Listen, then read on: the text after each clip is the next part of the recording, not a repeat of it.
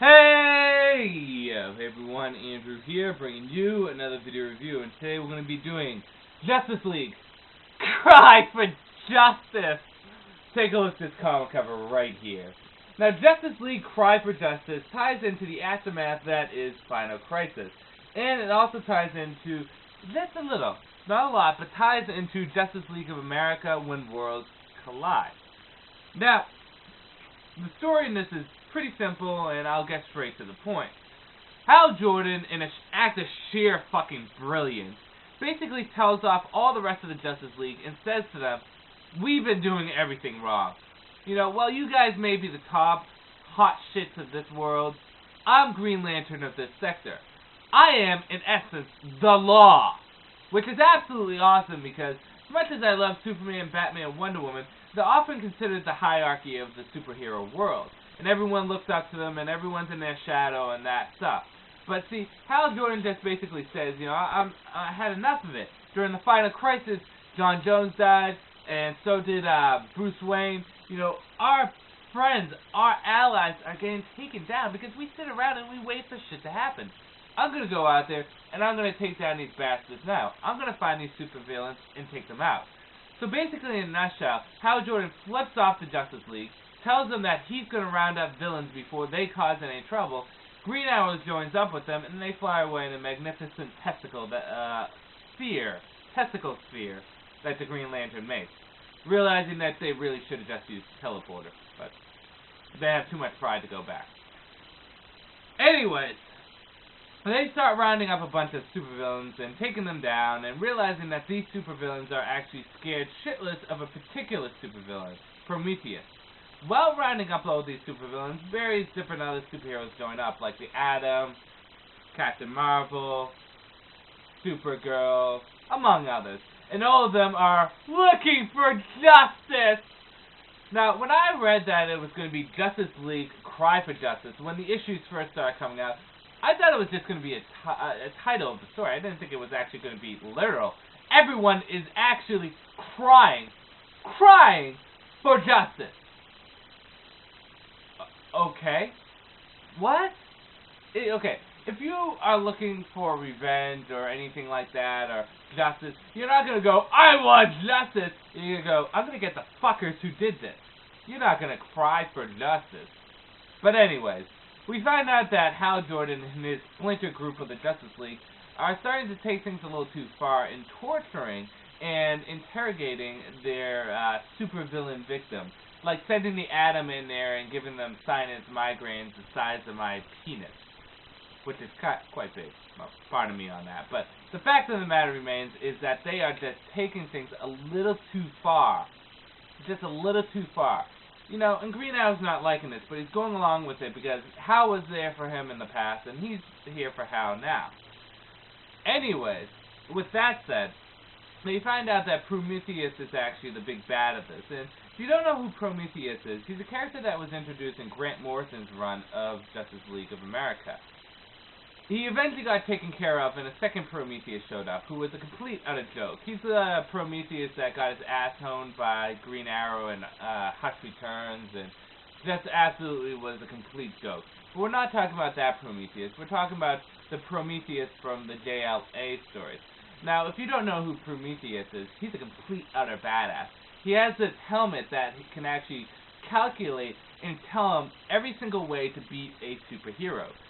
He, when he first appeared, totally took out the Justice League. Absolutely demolished them. Every single member being just a simple human. Because he could download information into his helmet and figure out how to beat them. Eventually, he was stopped by the Justice League and he was put into kind of a constant brain loop coma by the Martian, Manhunter. But because John Jones was killed, the loop was disabled and he was able to break free and start his reign of terror. Now see, Prometheus isn't your typical bad guy in that he doesn't want to kill the Justice League, rather he wants to make them suffer. So he decides instead to target their respective cities.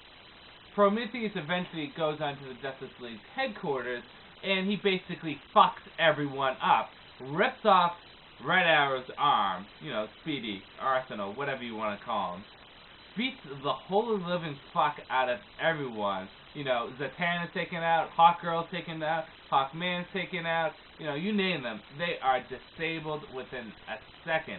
Even the powerhouses like, you know, Donna Troy and Starfire who show up, really just, they get beaten senseless too.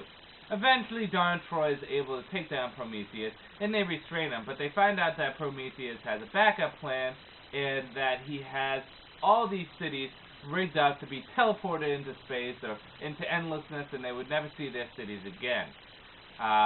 Green Arrow at this point is taken to the limit and thinks that they should kill Prometheus, but Prometheus says that the only way to get their cities back is to let him go. Will they let him go? Well, I won't let you know. I'll let you read for yourself. Let's get into the good, the bad, and whether or not you should get it. Because this story is riddled with a lot of good and a lot of bad. So we're going to see if you really should get it. Let's start off with the good. Let's cushion the impact. Good. Well, the art was pretty good. Painting art usually can go either good or bad. People like if you read Batman, Night Cries, or anything done by Alex Ross, you notice that the art can be gripping and it can be detailed, but at the same time, it can just be a picture. It really doesn't. It doesn't embrace you. It doesn't have a lot of action in it.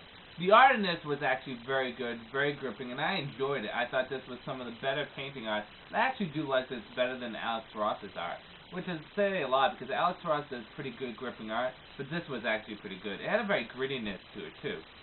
The concept was a pretty good idea, a splintered group of the Justice League, not like we haven't seen that before, but led by Hal Jordan and Green Arrow to take out evil.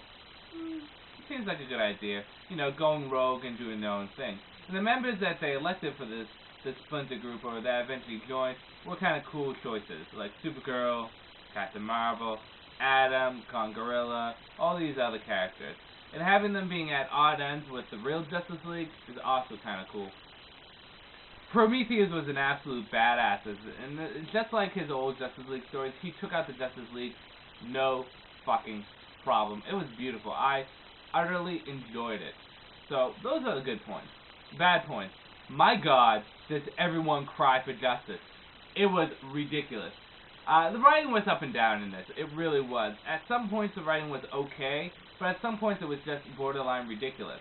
It really was borderline ridiculous. The stuff they were saying, the stuff that they were doing, it just seemed very out of character for a lot of them. So, I mean, I know how Jordan's pissed off, but to have people go to the extent of torturing villains just seems very out of character. Right now, Hal Jordan's like the golden boy at DC, you know, with the Black Knight and Green Lantern. I mean, he's like top hero dog right now, and they're painting him out to be a complete asshole and douche. The writing is just a little topsy-turvy. In addition to that, I felt as though this story was a little too long. They could have cut out a lot of parts, especially the crying for justice. We spent like a half hour just talking about how these heroes want justice for the people that have died. It's just ridiculous. It really is. Whether or not you should get it, I don't know.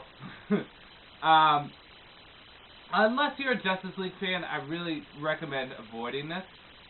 It has its few high points, especially the fight with Prometheus is just pretty cool, and he's a badass villain. And sets it up for the current Justice League run that's going on now. However, the writing on this is just very topsy-turvy, and just feels as though it's a little too over melodramatic. If it was toned down a bit and wasn't so melodramatic, then I would recommend this more. Really, this goes out to Justice League fans. If you're a casual Justice League fan, then this is something that you could probably skip in entirety and just know what happens in the event. If you're a diehard Justice League fan, you'll pick this up and you'll like a little nostalgia that's thrown in there. But besides that, it's really kind of not that good of a story at all. Not really at all. Really, it's just a Prometheus fight that was fun. The art was good too, but really the story wasn't that good. So, on the whole, I would have to say avoid it. I mean, after reading this, you're going to be crying for justice. This is Andrew saying, peace out for now.